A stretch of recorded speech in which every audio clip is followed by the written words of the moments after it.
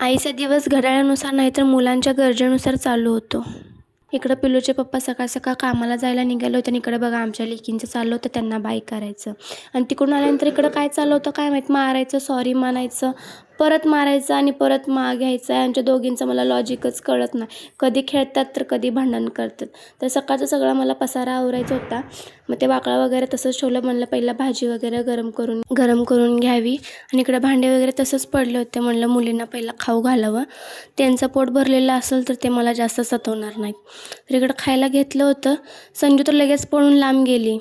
आणि इकडं संयुक्ताचं चाललं होतं जणू काय आता तिनं पूर्ण सगळं संपवणार आहे असं तिचे नाटकं असतात स्टार्टिंगला. आणि ते 2 घास खाल्ले की परत नाटके चालू. आणि हे मॅडम बघा बाहेर जाऊन बसल्यात, ये मम्मा कसं चारती चार म्हणून. परत शेवटी ओरडल्यावरती आली, पण त्यांचं काय जास्त वेळ खायचं काय झालं नाही. त्यामुळे त्यांना दूध दिलं. म्हणलं आता भांडे घासावं, तेवढ्यात लाईट पण गेली होती.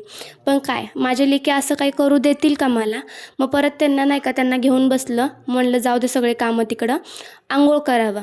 आंघोळ करून म्हणलं स्वतः पण थोडं फ्रेश झालं की थोडं बरं वाटेल मला हे काम करायला, ऊर्जा येईल. जेवायला घेतलं. 2 घास खाल्लेच होते की यांच्या दोघींचं रडायचं चालू झालं. म्हणलं पहिला ह्यांना झोपवावं. मग दोघींना झोपवलं.